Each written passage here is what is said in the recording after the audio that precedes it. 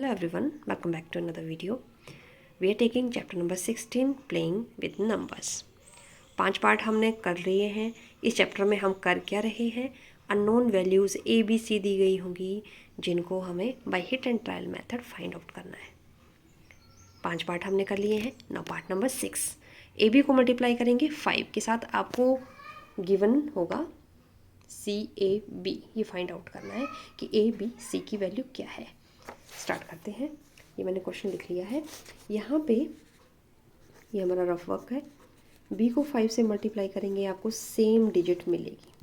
Same digit पहले find out कर लेते हैं किस किस केसेस में मिलती है. अगर B की वैल्यू में 0 रखूँ तो मेरे पास 0 आता है. अगर B की वैल्यू में 1 रखने पे तो 5 आ जाएगा. नहीं, 2 रखने पर 10 आ जाएगा. मतलब जो यहाँ है वही यहाँ होना चाहिए. 3 रखने पर 5 3 ज़ा 15. नो. 5 4 ज़ा 20. नहीं, 5 5 ज़ा 25. तो डिजिट क्या आ रही है मेरी, सेम. ये भी है, ये भी क्या रहेगा, सेम. और किसी नंबर से आएगा क्या. 6 5 ज़ा 30. नो. 7 5 ज़ा 35. 8 5 ज़ा 40. क्योंकि ए वाली वैल्यू सेम नहीं आ रही है. तो बी की वैल्यू, पॉसिबल वैल्यूज़ क्या हो गई, 0 और 5. Suppose I am taking first value of b is 0. तो मैं for b is equal to 0, b की वैल्यू मैं यहाँ पे पुट कर रही हूँ 0. 5 को 0 से मल्टीप्लाई किया 0. अब a को 5 से मल्टीप्लाई करना है. नेक्स्ट सिचुएशन क्या आ गई आपके पास, a को 5 से मल्टीप्लाई करना है. फिर आपके पास यहाँ पे 2 डिजिट नंबर आएगा. यही मतलब है सी ए का. यहाँ पे c आएगा, यहाँ पे a आएगा. ये वाली डिजिट क्या रहेगी, सेम. तो यहाँ पे अगर मैं 1 पुट करती हूँ, 1 5 ज़ार 5 पर डबल डिजिट में नहीं आया. और वैसे भी 1 यहाँ पे है, ये तो 5 आ रहा है. 2 करेंगे, 2 5 ज़ार 10, तब भी नहीं आया. 5 3 ज़ार 15, ये भी नहीं आया. 5 4 ज़ार 24 कर रही हूँ तो 20 आ रहा है. नहीं, अगर मैं 5 की वैल्यू, a की वैल्यू 5 रख देती हूँ तो ये 25 आ रहा है. ये रही a की वैल्यू, और यहाँ पे भी a की वैल्यू क्या रही, सेम. तो a की वैल्यू क्या रख देंगे हम, नेक्स्ट केस में a की वैल्यू रख देंगे हम 5. ये सब हिट एंड ट्रायल, सॉरी यहाँ पे 5 रखूँगी मैं, हिट एंड ट्रायल मेथड से आया ये. तो आपके पास आंसर बन रहा है 250. तो अगर हम कंपेयर करें, c की वैल्यू 2, a की वैल्यू 5 और b की वैल्यू 0, ये आपका आंसर. ठीक है, आप लिख देंगे a की वैल्यू, b की वैल्यू, c की वैल्यू. नेक्स्ट पार्ट जो है वो बहुत ही इंटरेस्टिंग है. ए बी को मल्टीप्लाई करना है 6 के साथ, फिर आपको मिलता है ट्रिपल बी. तो यहाँ पे सिचुएशन में है क्या, b को 6 से मल्टीप्लाई करने पर हमें अगेन b ही मिलना चाहिए.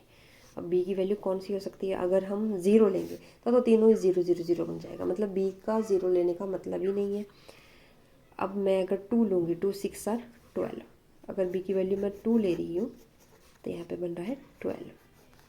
ये वाला तो ठीक है कि b भी सेम आ गया, पर ये नेक्स्ट भी तो सेम आना चाहिए. तो b की वैल्यू भी हम 2 नहीं लेंगे. 6 3 ज़ार 18 नहीं आया. अगर मैं b की वैल्यू में 4 ले लेती हूँ, 6 4 ज़ार 24. ये तो सिचुएशन बन गई कि हाँ, ये यहाँ पे आ गया 24, कैरी करेंगे पे 2. तो यहाँ पे सिचुएशन क्या बन रही है, कौन सी सही बैठी, फ़िलहाल b की वैल्यू 4. ये वाली वैल्यू मैं 4 रख रही हूँ.